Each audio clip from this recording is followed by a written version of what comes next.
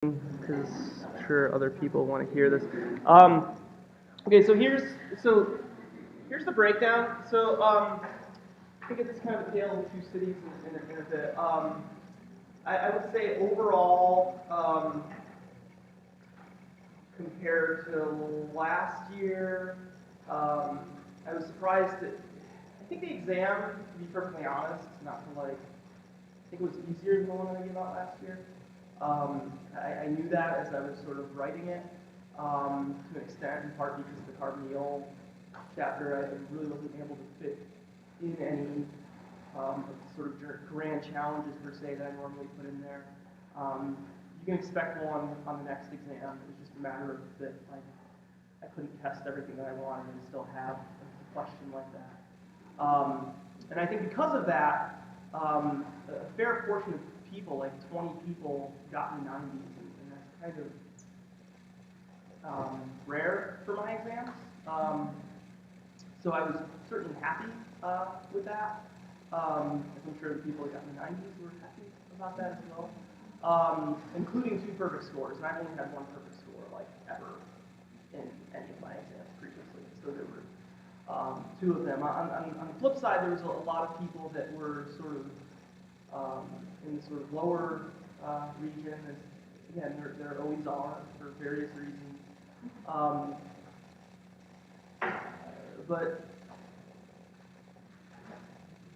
But anyway, so there's the scores. I just sort of color coded because I don't know. Like people say, oh, this is mean. I mean, the way that I grade them, I sort of said solidly. Again, if you're in the 90s, that's an A, solidly within the A's.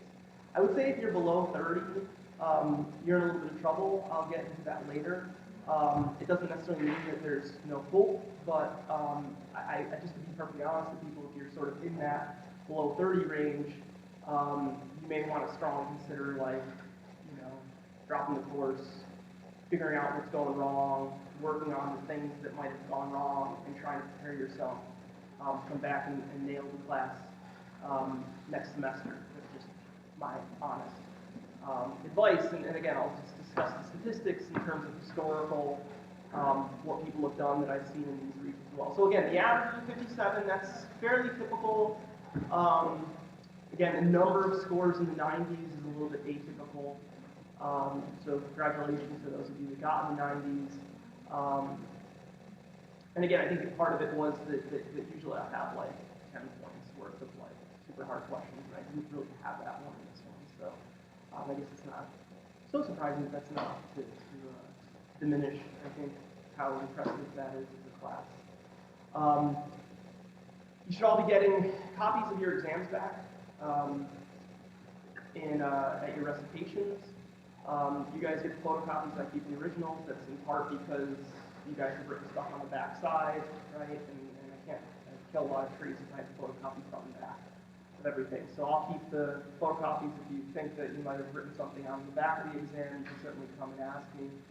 That's again important why you put in the area, answers on back so that we don't miss that. If you've written that there, then you should have seen it.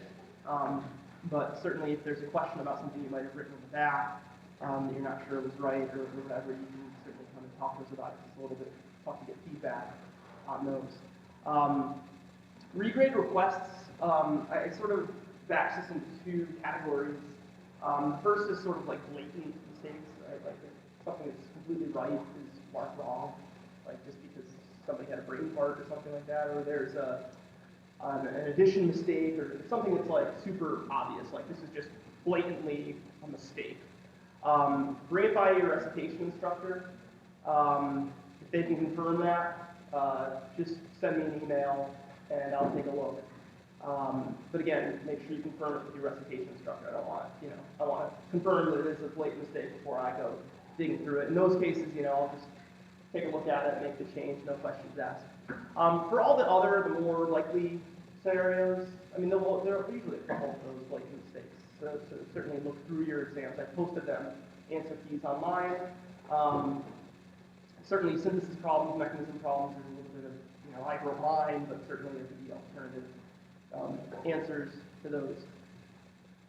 Those are just one possible answer. For the sort of questions that are like, I got a 9 and friend got a 10, or actually I got an 8 and my friend got a 9 or something like that on a specific question. Again, we try to work with a rubric, we try to be as consistent as possible. Everything should sort of even itself out over the course of the semester, but certainly it's in your right to request a regrade. But because of the fact that I don't want to reward people that simply come every time and try to get regrade requests, right? Because there's some of you that are just like, all right, you take the good, you take the bad. I will regrade the entire exam, just to make sure. So if you're going to come in with a regrade request that's of that sort of nature, why didn't I get partial credit on this? Why didn't I get whatever? Fill out a regrade request form, but I will look through the whole of the exam, so make sure they're, and I have had instances where people will come in with regrade requests, and they've actually ended up with lower scores. I'm not going to look for that. I'm not like going to be, especially if you've got like a legitimate gripe, like I'll be less likely to like take points. But if you're one of these people that's just like, I need a higher score, I'm going to submit a regrade request form, and I know that you're doing that. This isn't my first rodeo, so if it's kind of obvious that you're just trying to get points from me, I'll look for other mistakes. So just be aware of that. But I just got a date, March 23rd. So what I'm going to do is if you submit a regrade request form, again, specifically if you have a legitimate gripe, like it's legitimate. I'm not going to hold it against you, so don't feel like, oh, I don't want Professor Morelli to get mad at me because I requested a regrade request. If you feel strongly about it, then do it. Fill out the regrade request form. It's on Horowitz's website. Again, I have photocopies, so you don't need to photocopy anything. Just write the number and stuff like that and give an explanation. And again, I'll take a look at it. If I sense that it's somebody that's just trying to get extra points, I will look through the rest of the exam as well. And so just be aware of that's what you're putting it out there. AndLl grade all of them on March 23rd. So get them to me by March 23rd. On that day, I'm just going to go through all of them at the same time. Okay, so now for the questions of like, how am I doing? Is it possible for me, if I got X grade, to get X grade at the end? I don't know. Like, it's up to you guys and sort of how you respond. I should note that the last semester, that average was 43. The next two exams, averages were like 65. So they responded really well after this first exam, even though it was a lower exam grade year. They did very well on the subsequent two exams with averages of 65s. And so I actually didn't fail that many people last semester as much as historically failed, because I felt when I was looking through the finals that most of the people actually got it. So with that in mind, what I have here shouldn't be like, oh, if I keep doing what I'm doing, I can be somewhere in the average of what these grades are that I'm seeing over here. Like, I think that last semester they responded really well after the first exam. I think it was a wake-up call for a lot of people. So if you look, you had a few people you had somebody that got below a 50 that actually got an A- in the course, right? So there are a few people that responded really, really well. But again, I've got this online. You can take a look through it and just say, okay, if I was in this range, how did people do at the end of the semester? And you'll see that there's a big spread based upon where they were. So, I know for a fact that one of the high scores in that first exam got cocky, because I talked to him afterwards. I was like, you got cocky? And he said, yeah, I did. And he ended up with a B in the course, because after the first exam, he was just like, whatever. And then again, on the flip side, some people that didn't do so hot really responded well and were able to bring themselves up. Again, somebody that had a grade in the 20s, it looks like, got a B+ in the course, right? So, but on the flip side, there's numbers. That's how people scored at the end of the year based upon what type of range they were in. So I figured this is probably, I did this in the past, and I think people appreciated it. I couldn't do it last semester because this is the first time I'm teaching organic food for the second time. At least you can look at the numbers and get a sense for people that were in this range last year, how did they finish the semester? And so again, you can see that sort of spread. So, okay? Do you have a question? Yeah. But let us revise the test. There was a range. No. Just look here. Just look here. So again, again, it's color coordinated, right? So what do you think of yellow is? What, you get red's probably C, greenish or orange is yellowish is the B, right? So that's kind of what I'm sort of thinking. So the problem is when I give you guys letter grades and you associate those letter grades, like you guys look at these, and again, the quizzes are much easier, right? The quizzes are much higher averages. So just because you end the semester with an average of an 80 doesn't mean you're going to get an A when you take into account the quizzes, right? If you're going to be getting the A, then yeah, you need to be in that above, maybe above that 80, 75 and above range on exams, and then have 18s, 19s, 20s on your quizzes. So, you know, you're sort of, if you're going after an A, you got to get exams like the people that are getting A's, and you got to get quiz grades like the people that are getting A's. And so the people that are getting, you know what I mean? So that's just the sort of thing. So I always get that question, and that's just it. It's that at the end of the semester, what I do, I have all my grades in front of me. Again, I'm usually heavily influenced based upon the final and how people do on the final, looking through a whole batch of series, be like, okay, people that are in this range, they understand organic chemistry. Are they able to show mechanisms? If I have a whole bunch of groups of exams where people have 5 bonds to carbons, where people are dropping their charges, where people are doing these fundamental things that are just problematic, and I see that in a section, and I'm like, this is not passable.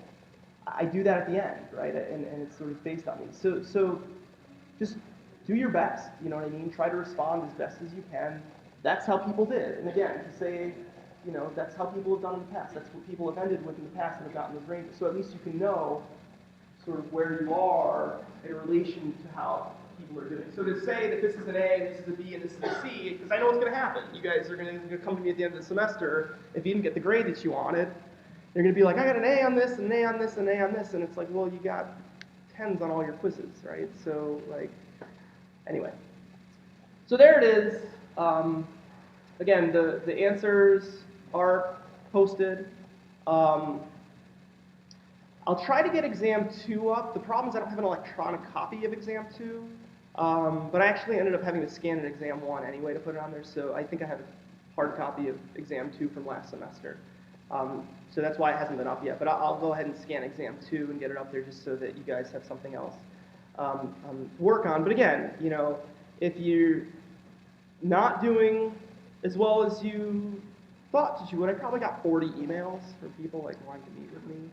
I obviously can't meet with, and I'm sure there's many more people that like to meet with me as well. I can't, you know, I just, there's not enough time in a day to meet with everybody one-on-one right now to go through the exams with them. So again, go through the exam on your own, you know, and again, if you catch me, like I said, at any time, like if you come by my office and I'm not busy, then I can make time for you. If you come by my office and I'm busy, then I'll tell you that, and I'll say, get out of here. I got stuff to do. So usually I'll make time, but you know, sometimes I'm in the middle of things and I have to get them done, and so I'll throw you out. So certainly you can come by. What I'll tell you is that I think there's a common perception that my office hours are overly crowded. Really not. They might be after I make this announcement, but like, you know, like there have been times during my office hours where there's only been 1 person or 2 people there. So again, you can always come by my office hours. You know, I'm always free. Sorry about after the exam, I should have made the announcement. I obviously wanted to get the exams graded, so don't have office hours after exams simply because we're trying to get the exams back to you guys and feedback as quickly as possible. But any non-exam day, I should be free. And again, you guys can stop by other times, and if I'm not busy, I'll make time for you. But again, if I am busy, I'll tell you that. So, all right. So anyway, I'm sure there's a million questions. Maybe I can answer a couple. I guess there's no questions. So I guess we'll move on to the rest of the material. So again, this is on. You can take a look through this online. If you want to let it sink in. And I should point out that usually, like, so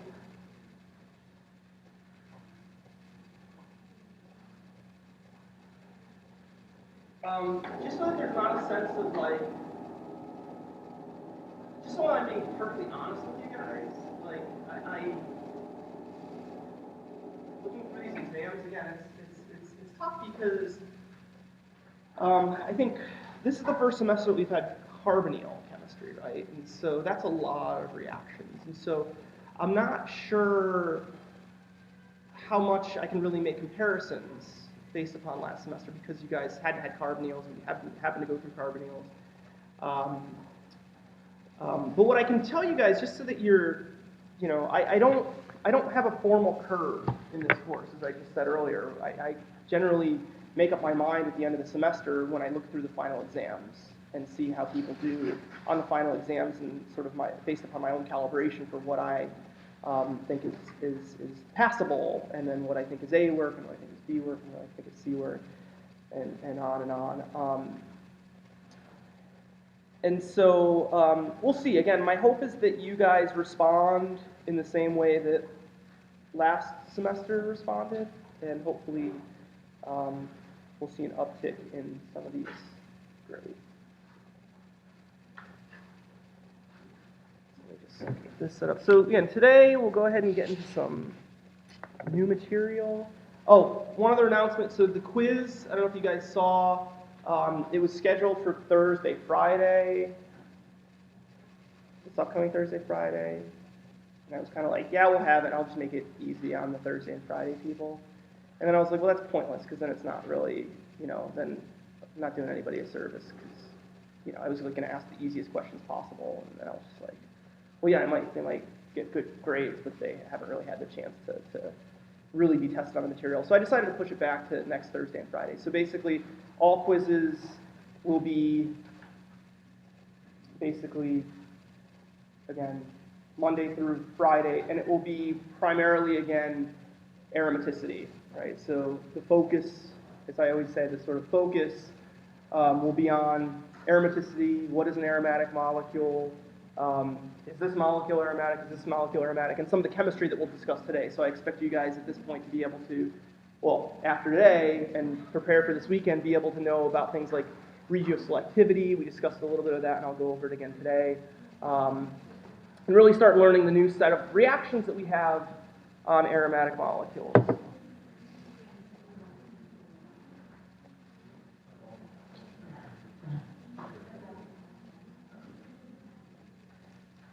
Okay, so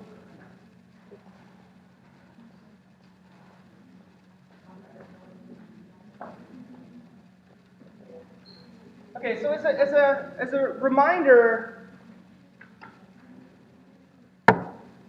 aromaticity is one of these things that's very important in organic chemistry. We think about it often. Perhaps the most famous one that we often think about is benzene, right? This molecule is aromatic.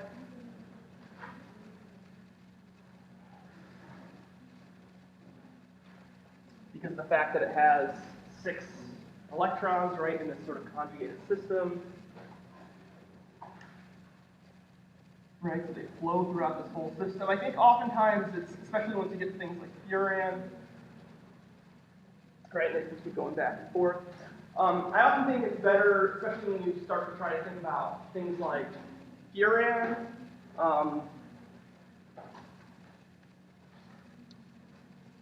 Right, the thing about a molecule like furan is that sometimes I think you guys can see something that's got like a heteroatom in it, and you'll want to try to do a similar resonance structure, and you won't really be able to, right, because the resonance forms end up like separating charges, for example, right? You want to getting things like this.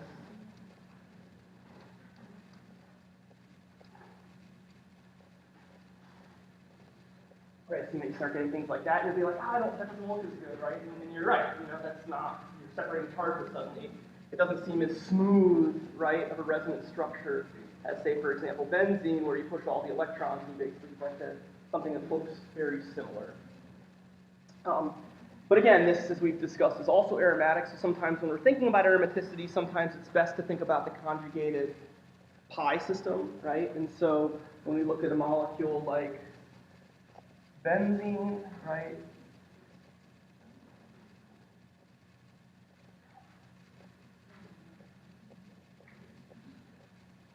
We often think about all these p orbitals, right? They're all aligned,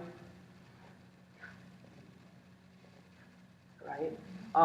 And when you start to think about aromatic compounds, at least in this diagram and in this way, then it perhaps starts to become a little bit easier to see, for example, aromaticity in molecules that are not necessarily benzene, right? So when you get to a system like, say, for example, furan,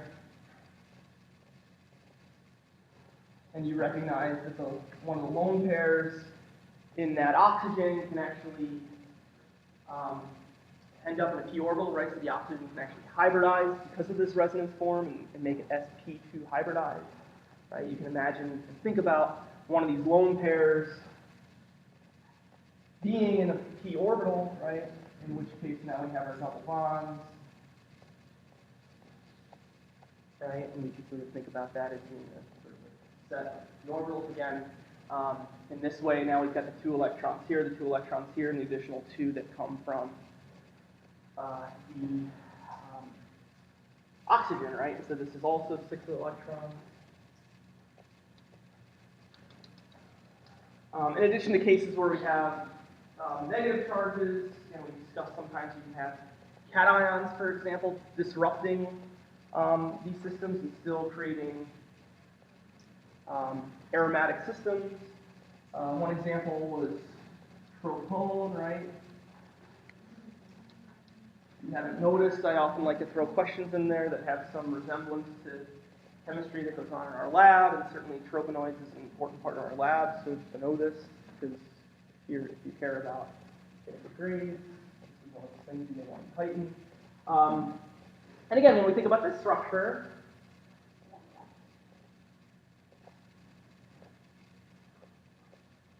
right, when we think about this structure, right, we have the sort of p orbital from that carbonyl. Sometimes we can even think about drawing it as the cation. Perhaps it's easier to see if we think about it as the cation. Sorry, the resonance form, I should say, right? So if we put these electrons on this oxygen, right? And this is important, right? Because sort of looking at it in this resonance form is important, right? Why? Because if we looked at it with the other resonance form, if we considered these 2 electrons being here, right now it would actually be 8 electrons rather than the 6, right? So in this case, we have 1, 2, 3, 4, 5, 6, and there's this opening here, right? It's an additional empty p orbital. If that was a filled p orbital, then it would actually be anti-aromatic, right? But again, based upon the resonance that we have here, it's empty. And again, we have the system there, it's going to be 6 electrons. So here's an example where we have an empty p orbital, still in conjugation. Again, I think sometimes it's easier to see when we look at it in terms of p orbitals. But again, you can draw resonance forms. In this case, we could also draw a resonance form, right?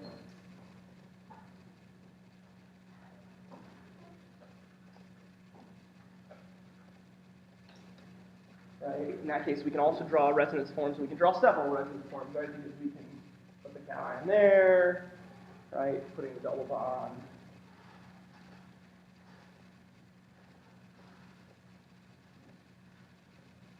Putting the double bond here, and putting the cation there, and then we can keep pushing it around, right? So, again, we can draw the multiple resonance forms. You guys should be able to see that. But I think sometimes it's, especially when we're starting to think about things like cations, and when we're starting to think about things like furans, or cyclopentadiene, right? Protonated cyclopentadiene. You know, sometimes it's easier to just look at the sort of p orbitals, okay? So again, this is aromaticity. It's important you guys are able to recognize aromaticity. You can expect to get a question that's going to ask you if a molecule is aromatic, anti-aromatic, or neither, right? And so what would be a molecule that you might confuse, right? If you sort of think about these conjugated p orbitals, that might help you recognize when there are systems that don't have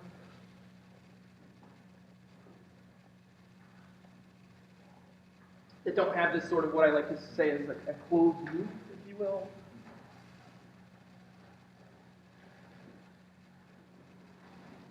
Right, so if you have a molecule, say for example like this, right, a molecule like this actually is I don't want to confuse you guys. This is something called homoaromatic, but for the sake of this course, I'm not going to worry about that too much.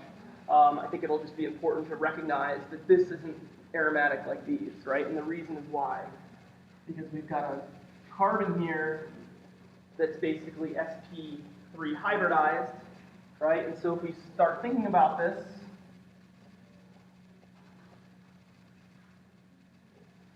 in the same way as we thought about our tropone over there.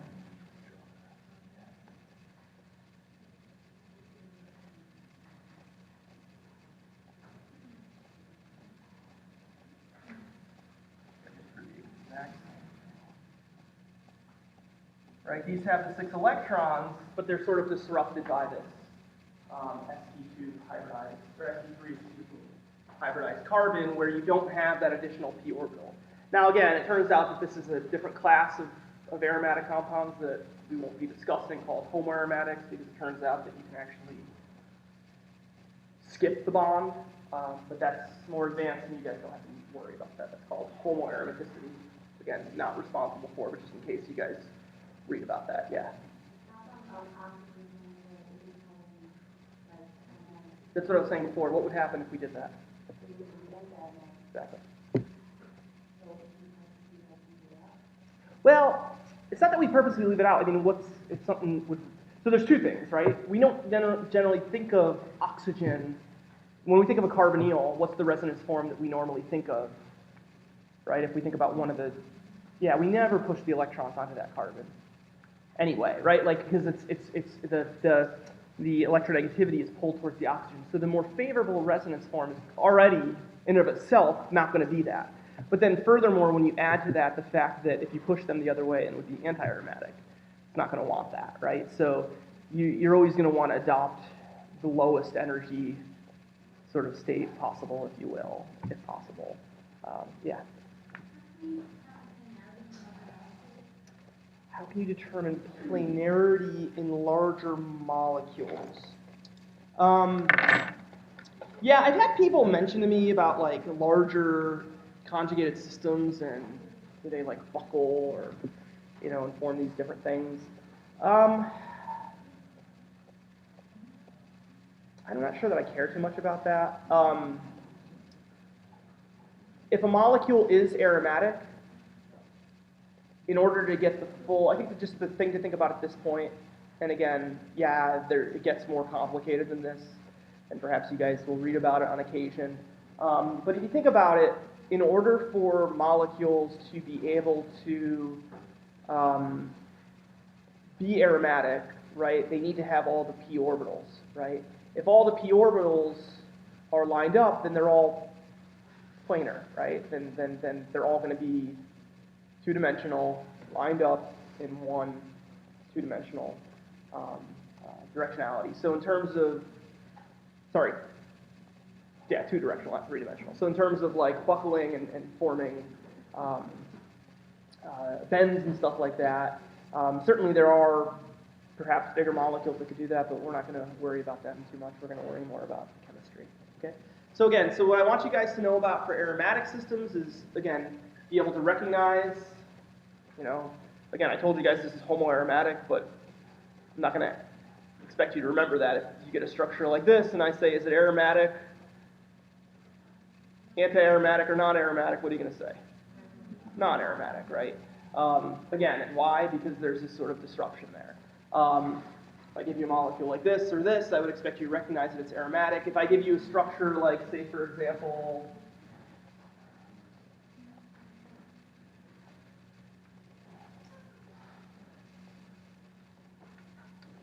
you guys think about something like this. And then we'll move on. Think about this. Here's one thing that's wrong. I'm hearing people say anti-aromatic. Why would you guys think it's anti-aromatic? Right, so yeah, so this one's a little bit tricky because we're throwing in a little bit of this and a little bit of this into it, right? We've got the carbonyl, right, as we just talked about as Linda, right? So like what Linda was saying is if we have, you know, why does the oxygen go up here, right? Well, we've discussed that as being a resonance form. So that's one of the things that we can consider is one resonance form. We're going to put this up here.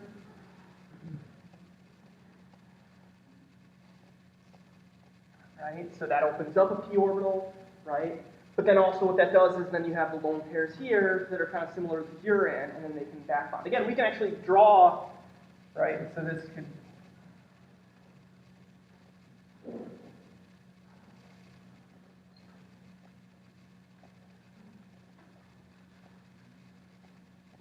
Right, so we have this sort of closed system. Again, we can actually draw this directly to a resonance structure like this. It also helps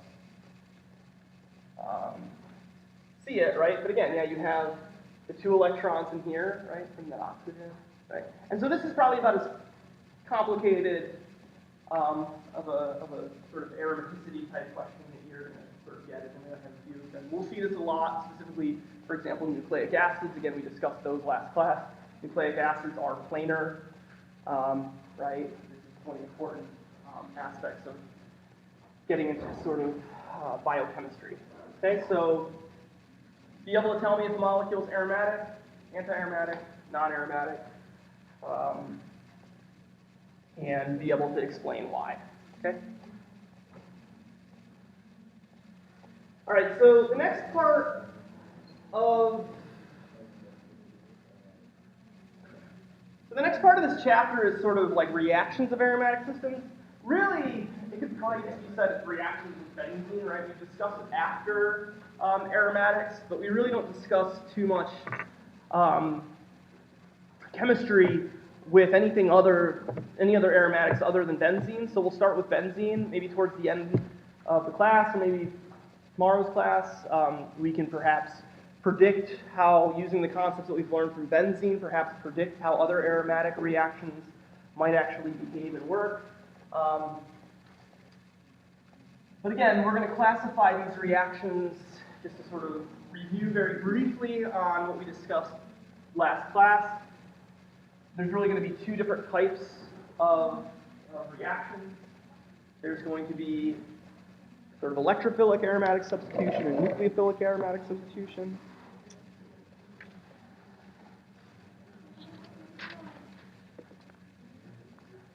Right, and so when we do electrophilic aromatic substitution, what we're doing is we're treating the benzene group with an electrophile, right?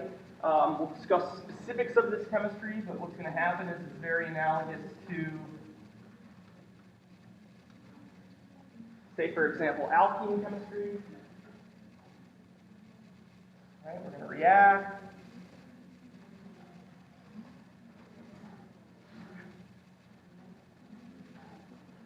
And just like when we react with an alkene, right? Just like when we react with an alkene, right? We're going to attack. The electrons are going to come from this. They're going to make a bond, right? And to make that bond, we're going to have to pull an electron right away from one of the carbons, which is going to lead to a carbocation.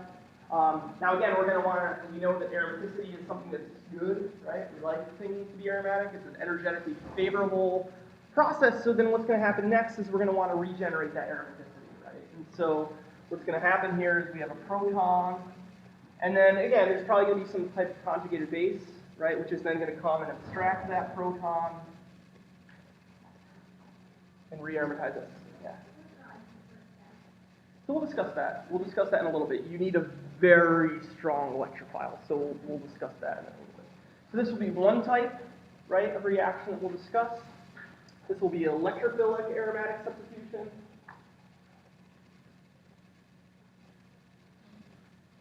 Actually, we'll stop there with we'll get back to nucleophilic aromatic substitution later. We'll just separate it this time. I know last time we discussed the 2 types, but today we'll just start with electrophilic aromatic substitution.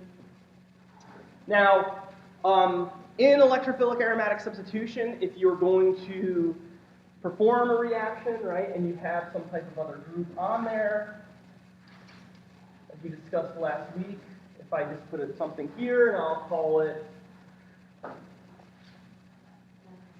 circle, we're going to react this with our E plus. Again, we won't be able to react at this carbon, right? We'll never see, well, I shouldn't say we'll never, but for the sake of this course, we're not really going to see chemistry at this carbon. Why not?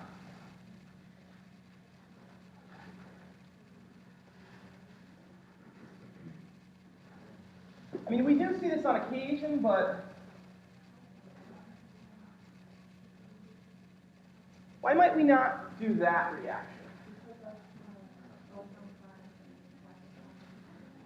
Well, that's sort of there. I mean, there's another reason. Yeah. I just decided not to put X, Y, or Z because they suggest other things. So I just put something. Just meaning something. Usually, actually, that does mean something as well. Actually, generally, people refer to it as like a solid support, but whatever. We haven't learned that yet, so for you guys, it just means something. Yeah. Exactly. Right. So you can't restore you can't deprotonate, right, at that point. So you can't restore aromaticity. So we're never going to see chemistry. We don't have to worry about this reaction because you cannot restore aromaticity. Okay? So really the only groups that we have to worry about are when they take place at these other positions, be it here, here, or here. Again, because this is symmetric, so these are the same, and these are the same, right? And those three groups that we have, as we discussed last week, right, we can call them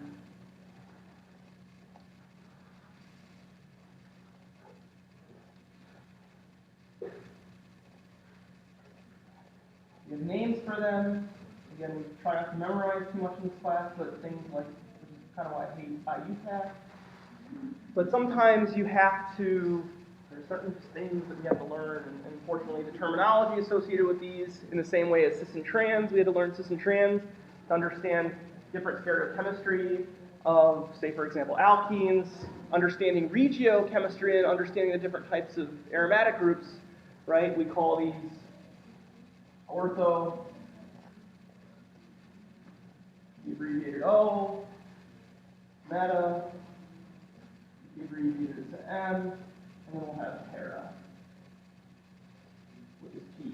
And again, the way that I tend to remember these is by association generally, the molecules that I've learned. Again, however you're going to remember that, if you understand, yeah. I have a better way of using it because like ortho is straight like orthogonal, so one is like correct straight, meta is middle, and para is young. M is perfect. That's okay. So everybody will remember M now. Everybody will remember M because it's middle. I love that. Right. Para is. See, I don't buy the. So I get what you're saying in terms of ortho, but you could think of straight as being a straight line as well. So I don't know that that's. But the para, if you can. But parallel is perfect. Parallel, and then ortho. You can remember it straight. I don't know. Orthodontist. I don't know. It's the last. Yeah, and you can think of two teeth, buck teeth. Yeah, like a bunny teeth or something, right? Sure, whatever. However you're going to remember them, just ortho, meta, para. Okay, and again, this is important because these are the, again, when you talk about a molecule being ortho, meta, or para, it's similar with like cis and trans, I think. You can call a molecule cis or trans specifically if it only has two things on it, but oftentimes what we're referring to is the relationship between two groups. So when we say cis or trans, if there's like, say for example, three things on an alkene, it's like, okay, well what's cis and trans? What are cis or what are trans to each other? And so I think it's just best to think about that with aromatic groups as well. If there's two substituents on it, then certainly you can just say, okay, this molecule is ortho, okay, it's meta, okay, it's para. If there's multiple substitutions on there, it's best to just think about it as being, is this ortho to this group? Is this para to this group? Is this meta to this group? Does that make sense?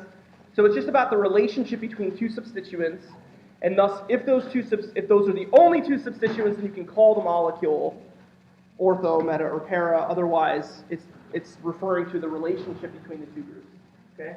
Now, when we do this chemistry, right, there's going to be importances here because there are these possibilities, and one of the things that throws a little bit of a trickery into this reaction, right, is that because there are these possibilities, you have to recognize perhaps when one might be actually able to form, whereas others may not be able to form. Okay? And so we discussed this a little bit last class. I do want to get to the specifics of this chemistry, so I'm just going to very, very quickly mention that when you have, and you guys can go back and rewatch my other videos, if you have something like a donor, I don't want to use that.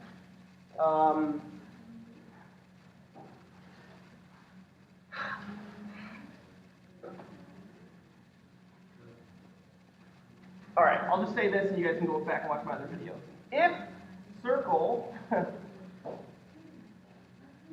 if circle helps stabilize positive charge in terms of resonance, and so if that equals, say, for example, a methyl group, right, some type of alkyl group, if that equals, say, for example,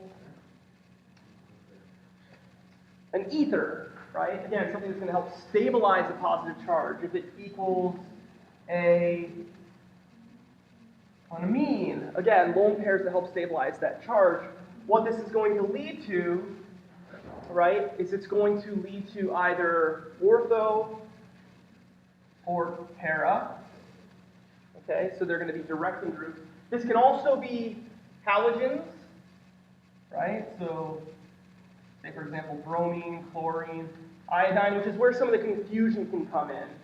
These are molecules that also lead to ortho-para directing, but it's a little bit counterintuitive because sometimes the book discusses these as being electron withdrawing groups, which they are. They definitely withdraw electrons from them, and so this is where some of the terminology can be used. It's for this reason that I'm going to make your guys' life a lot easier right now and tell you I don't care about the effects of the substituents on the relative reactivity. Okay? So I know some of you still will, but I'm not going to care about, like, a lot of people say, okay, if I have an acyl group on there, suddenly this won't react. We're not going to worry about that. So let's just say, because I think it confuses a lot of the language and whatever, and I'm not expecting you guys to get in the lab and start doing this chemistry, and if you do, you'll sort of learn that at that time. But for the sake of this course, I just want you to know where these will direct these groups. And so the best way to think about these is these can all basically, the alkyl group, again, creates tertiary carbocations, and the rest of these can actually be stabilized because they have lone pairs that can donate back in and stabilize that alkyl group, okay? On the reverse side, what you have is groups that do the opposite, right? These are groups where, say, for example, you have the ability to almost put a positive charge right next to that, right? So things like ketones, right? A ketone, right, has this resonance form, right? You can sort of think about it this way, right? These all can donate back in, and obviously this forms a tertiary carbocation. In this way, it sort of goes the opposite direction, right? So you can sort of imagine, to sort of think about all of these, there's this resonance form that puts a positive charge right next to that group, where these can stabilize, these sort of have this resonance form that can, I think it's best to think about this in terms of resonance, right? So groups where you can start thinking about this type of effect, right, are going to lead to meta-directing. And again, we discussed last week some that would do that. We talked about cyano groups, right? Cyano group's not going to back bond in, right? What it's going to do is you're actually going to pull electrons the other way, right? You're not going to push these electrons this way and put a positive charge on the nitrogen. Since the electrons are going to want to flow the other direction, this gets kind of back to what Linda was asking earlier. So whether it's carbonyls, cyano groups, we discussed things like nitros, right, which actually already have, in a way, a positive charge here, right, on that nitrogen. So all these sort of groups that we can think about like these, and you can probably imagine others yourselves, things like sulfoxides, right, maybe even sulfonyls, phosphoroesters, maybe a borane, for example, right, would have that electron withdrawing nature. So again, an old borane would probably direct it in this way as well. So just think about it from the resonance standpoint. Think about it in whether it's sort of able to stabilize that positive charge or whether it's able to destabilize that positive charge based upon major resonance contributors. Yeah? Isn't the directing mobility only applies to certain, if it's a nucleophile, it will apply this way, if it's erectile, it will apply this way? Oh, nucleophilic versus electrophilic aromatic substitution. Right now we're talking about electrophilic aromatic substitution. So right now, yeah. So we'll get back to nucleophilic aromatic substitution. We're explicitly talking about electrophilic aromatic substitution now. Yes? That's a good question. What do you guys think about a phenyl group? What do you think about a biphenyl? So if I were to take a group that had, and that's a good question.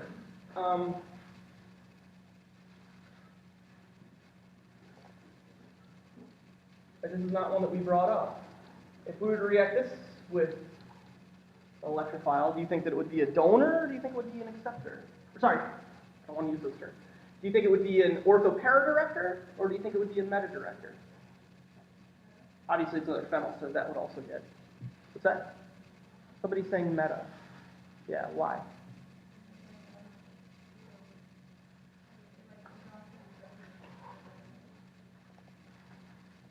Yeah, well, no. I mean, I see what you're saying, but so your thought process is right. But yeah, it's good at stabilizing a positive charge more than anything, right? So if it can stabilize, it's better to think about it. So I see what you're saying, that the comment being made is, well, I could draw a resonance form putting a positive charge here, but it's more helpful that it can actually stabilize in the reverse direction. So an arrow group, if you reacted, it would rather put a positive charge. It can help stabilize it. So it's a stabilizing group. Then again, this goes back to little things that are just a little bit more complicated, which are if you have both abilities, it's the one that's going to make the arrow group more reactive, right? And so if you're donating electrons into the system, it's more likely to make it a better nucleophile. But this is where it gets a little bit more complicated, and we're not going to dive too much into, unless I have time, but or unless you guys bring it up. So at this point, I just want ortho-para direction. Okay, so let's talk about some specific reactions. Okay, so there's the big question that often arises, right, is when you're doing electrophilic aromatic substitution, we just spent a lot of time learning about how aromatic systems are highly stabilized, right? And for those same reasons, right, we've seen time and time again, if we take, say, for example, styrene, right, and we react styrene with, say, for example, acid and water, or if we treat styrene with hydroboration, or we treat styrene with bromine, or we treat styrene with basically anything that we've seen from that alkene chapter, it's going to react only at the alkene, right? So we've seen this time and time again. You have a molecule that's a benzene, you're not going to react with the benzene, it's only going to react with the alkene.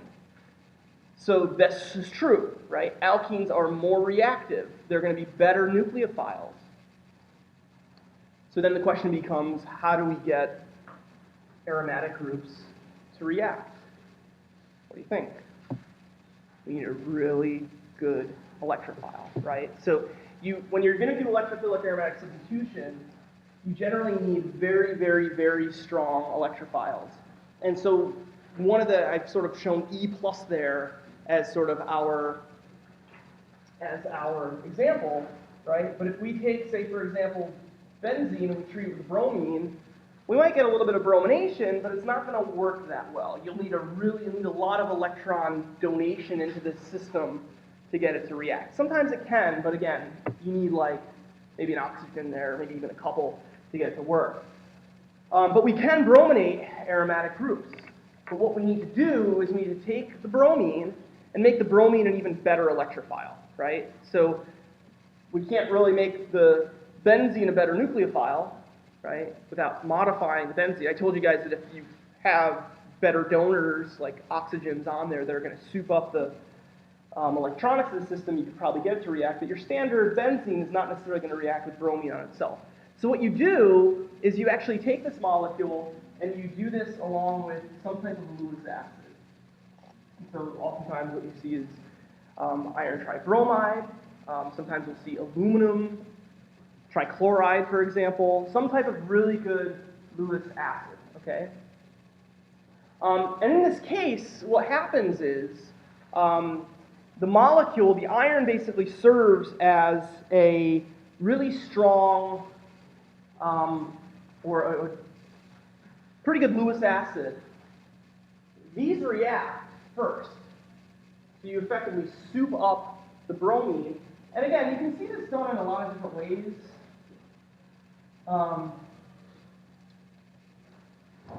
Again, iron is a little bit different, but we'll sort of treat it just as something we've seen in the past. We'll treat it kind of like borane in a way.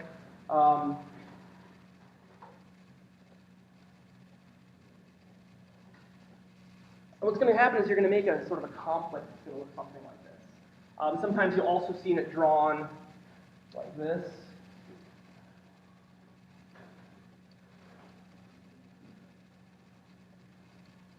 right? But what you're doing is you're basically giving the bromine much greater electrophilicity by basically giving it a lot of sort of more cationic character to it. Okay? This ability to do this thus allows the reaction to take place.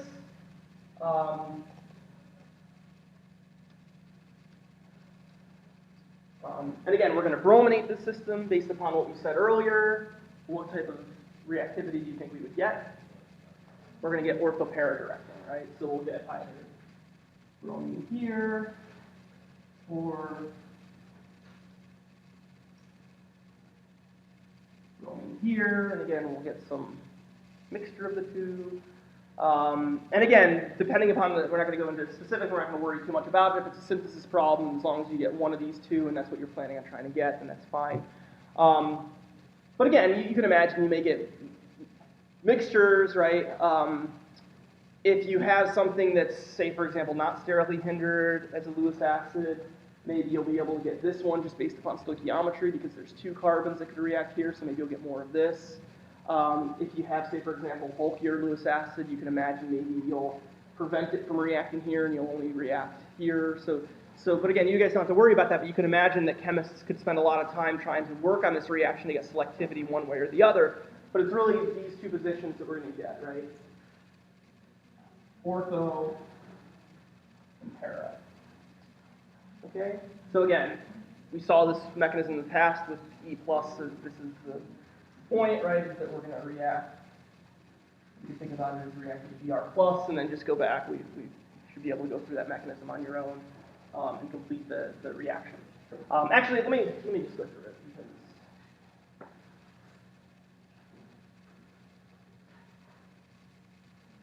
Because sometimes how to eliminate, I think, becomes what I use to do that elimination can be a sort of a sticking point. Rightfully so, I think.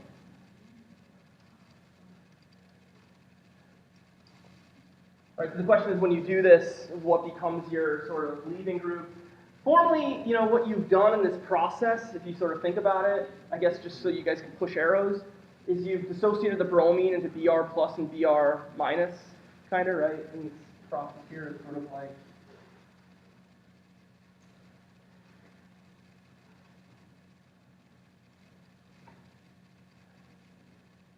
right? You can imagine something like that. So I would say for the elimination, in terms of what you guys want to do to just complete the elimination, I would just use Br-, just to simplify things. If you want to draw it like coordinated, that's fine. But I think you just simplify it. Just recognize that you've got that sort of counter on it. Sometimes you can also run this in a base as well, like a bulky base that's not going to coordinate the iron, just to scavenge the HBr. But to complete the mechanism, you guys can just use the Br- to do that. Make sense? All right, so this is one type of reaction that you guys will learn.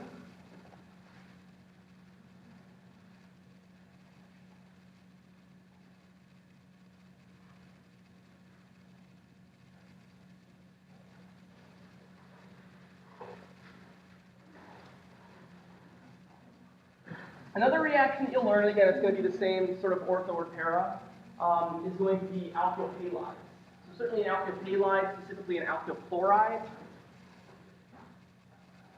right, by itself is not going to react with benzene. Okay, and so what you end up doing is something very similar to what we did with, say, bromine and iron tribromide. And that's what we're going to do is we're going to basically add, again, sort of analogy, we'll add iron trichloride, we'll add aluminum trichloride. Doesn't really matter. I'll say aluminum trichloride just to stay consistent. And again, when you do this, it's analogous to the bromide. So I would just try to relate these to one another in terms of a mechanism, right? If you think about these two reacting with one another, what's going to happen is, you know, you'll get sort of very cationic character of that R group. Okay, so when it has this in there, coordinates, it can kind of tug on that chloride. You can imagine an extreme case, again, where you have this cation in the same way that we sort of show it here, which is then going to allow this to react.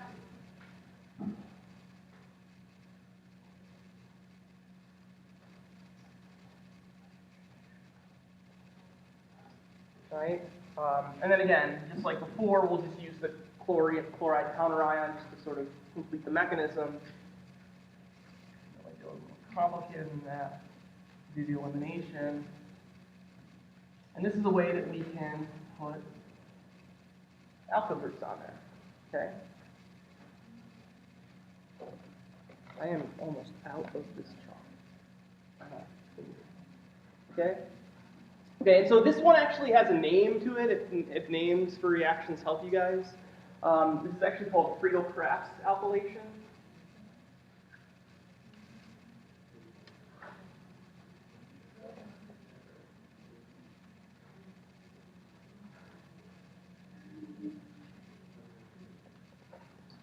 There's a very similar reaction called the Friedel-Crafts acylation, which you could probably predict what it is. Exactly.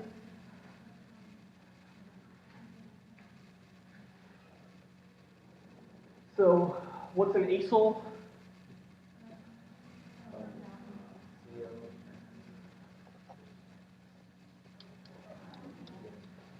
Right? An acyl group is like something like this, right? So, this is like acetic acid, right? That's one of the things, ACOH from the, so we threw that up on the board.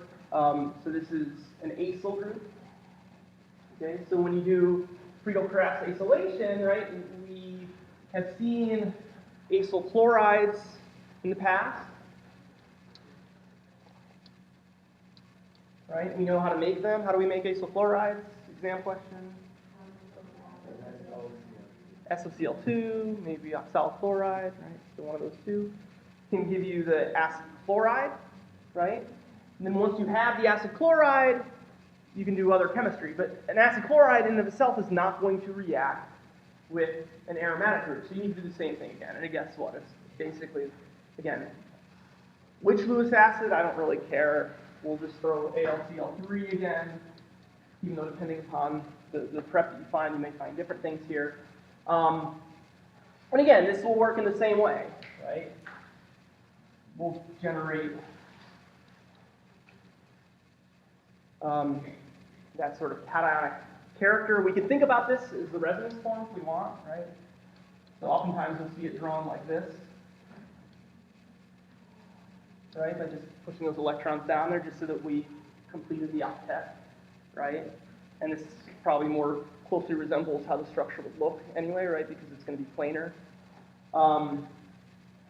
Right, plus AlCl4, right? This is going to then react. I'll just show it going to the para this time. Again, this is going to be, I left the ethyl group up there, so this is again going to be ortho para directing. I'll just show it this time as the para.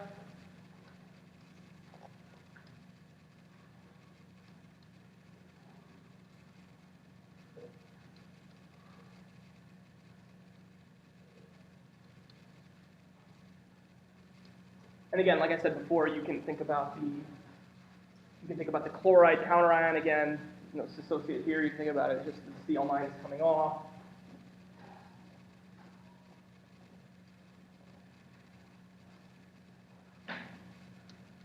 In this case, I'll draw the para.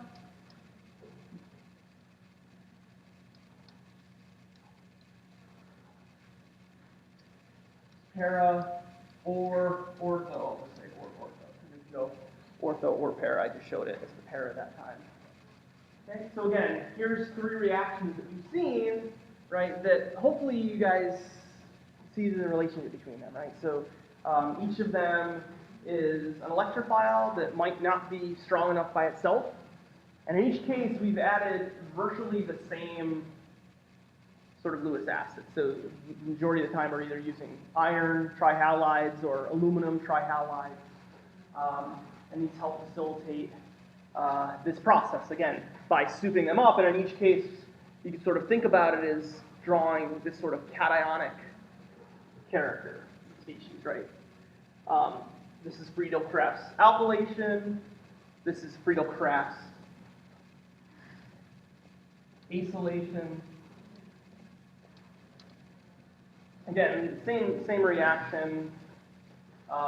Again, there's probably minor differences in how you run the reaction, but for your guys' standpoint, just recognize that each of them is alkyl halide or alkyl acid chloride, and you use one of these sort of loose acids.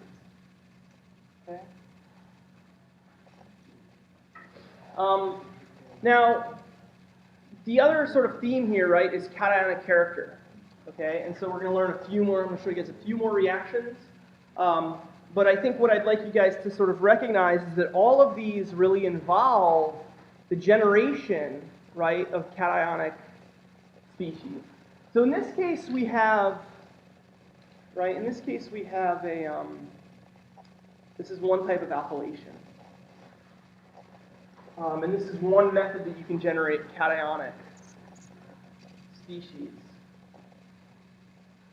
Do you guys know of any other, we've seen cations a lot in the past. We've seen generations of cations quite frequently in the past, right? And so you guys may be able to actually predict some alternative reactions that might work where you can actually generate this cationic activity. One of them actually goes back to our friend the alkene.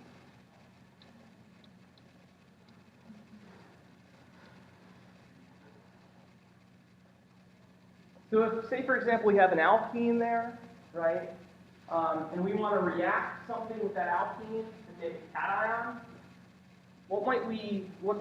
how might we take an alkene and turn it into a cation, or in some way? We're going to add, what's that? Strong acid, right? We're going to add a strong acid, right? And what's that? Well, we'll discuss nitro in a second. This is completely different. Yeah, there may be other clever ways that you could do it by trapping it through like pseudo-Prinz type mechanisms and stuff like that. But the simple one that the book discusses is simply strong acids, right? So say, for example, triplic acid maybe, or sulfuric acid. We'll just say H+ for now, right? But probably you don't want, I don't know, I've never actually run this reaction. I would imagine that maybe something like HCl might not be the best because the chloride might be nucleophilic and might just add across the alkene. So you probably want something a little bit more naked, like a triplet or something like that, like maybe triplic acid or sulfuric acid. But I actually don't know. But what's going to happen is, right, when this reacts with it, you're going to generate a cation, right? And once you've made that cation, right, you guys should know where the cation is going to end up if you actually understood Markovnikov addition, right, across alkenes, right? That means that you're going to put the cation at the more stabilized carbon, right, which would then allow for this reaction to take place.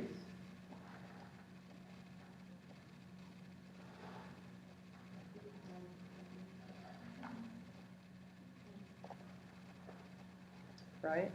And then depending upon what that, you can imagine this can be done with catalytic acid, and so depending upon what our counter ion here is, let's say, for example, it's, let's say, triplic acid maybe, or whatever, some acid, pretend it's triplet, for example, or actually it could even be the alkene itself at that point, right? You can imagine the alkene. I mean, whatever, at this point it doesn't really matter. You can imagine anything going and protonating the alkene, right, then you just regenerate the cation again.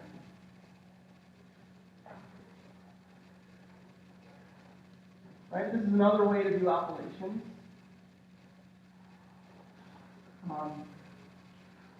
Again, you know, if you have to remember one of these, right, try to remember both. If you have to remember one, which one would you rather remember? Probably this one, right? Because you can, any alpha chloride, as long as you can make the alpha chloride, which you guys know how to make alpha chloride, so you can use this one from a synthesis standpoint. But again, this one could be valuable as well, right? Yeah. Would you get like a lot of reactions?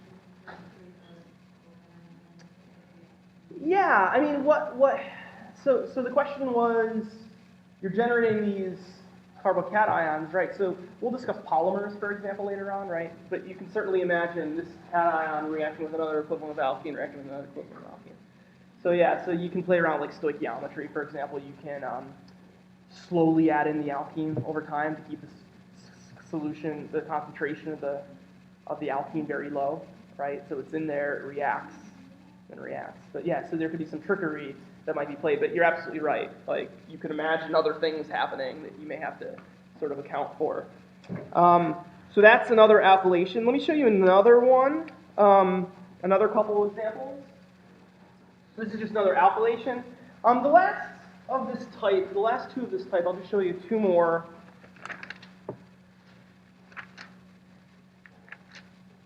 Perfect. So I'm just going to go show you guys two more, and then we'll save nucleophilic aromatic substitution until next class. So for next week, know all these reactions for the quiz.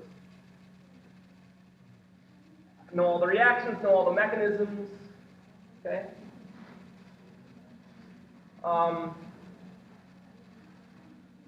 And if you can, I would also find some in the electrophilic aromatic substitution. You may want to find, if we can, start thinking about perhaps some synthesis problems as well.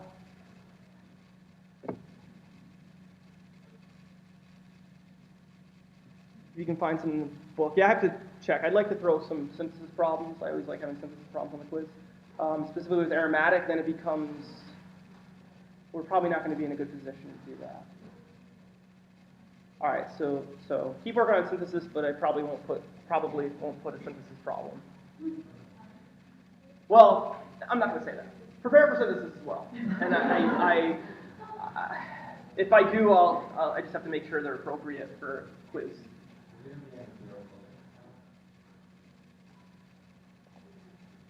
No.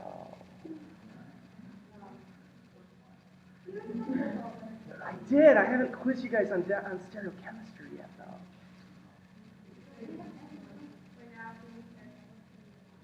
Yeah, let's do that instead of the synthesis. That's perfect. It's okay because you know what's coming, so you can prepare for it.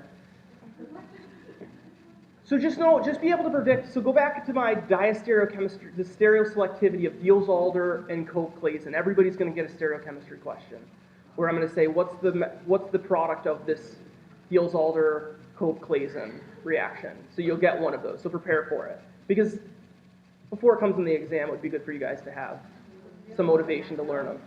What's that? And the reactions, mechanisms, aromaticity. Yeah. Yeah, today's, yeah. All right, so the last two reactions that you'll be responsible for the quiz. All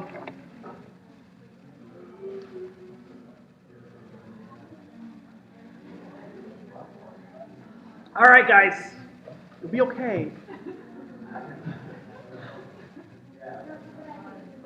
No, I mean, because then you guys are going to get it on the exam, and you're not going to get it right on the exam, so this is good. It's good for you. Stereochemistry of Diels-Alder and as well as aromaticity. Without synthesis. So you don't have to worry about a synthesis. There will be no synthesis problems. Instead of the synthesis problem, even though your classmates might kill you, they'll thank you. Or whoever brought it up. Somebody brought it up. What's that? Let's blame Troy. All right, let's go. All right, so the two others. All right, come on. We got 3 minutes. I just want to show you two more reactions. All right, so the other two, I'm going to throw them up here and we'll discuss how they are similar, sort of nitration.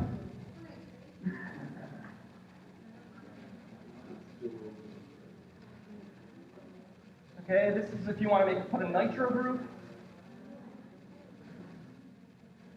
Okay, so if you want to put a nitro group on here, what you do is you take this and you treat it with nitric acid as well as sulfuric acid. I'll discuss why this works in a moment, but I just want to draw parallels. The other thing is we can put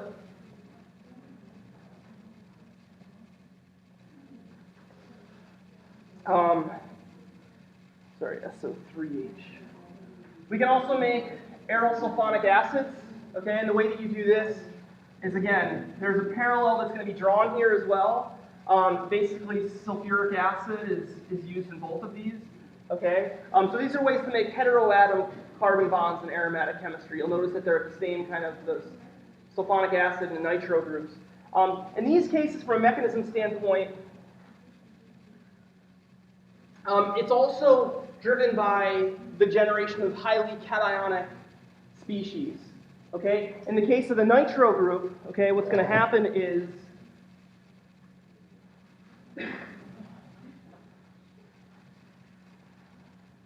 when you treat this with nitric acid, or sorry, when you treat this, so this is nitric acid, when you treat this with sulfuric acid, what's going to happen is you're going to protonate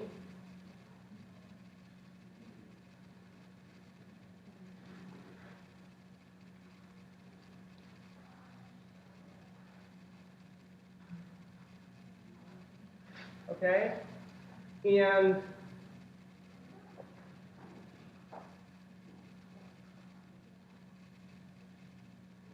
again, this highly cationic species. So you basically do a dehydration, you get a much stronger electrophile, right? And now when go ahead and go through the mechanism on your own, take the benzene, add it into here, right? And what's going to happen,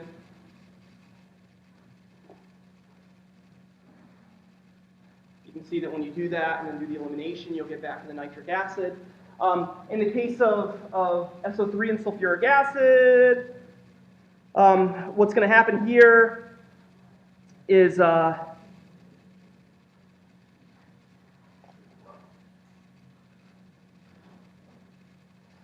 is that you're effectively going to get to a species like this, and again, you're going to just protonate it. So you can think about it like, again, cationic character, you treat it with HOSO3H.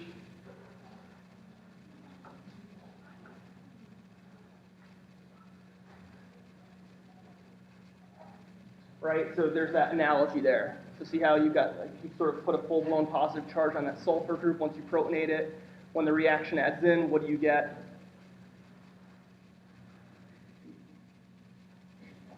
Sulfonate, okay? All right, so with that, see some of you guys at office hours. I'll see the rest of you on Monday.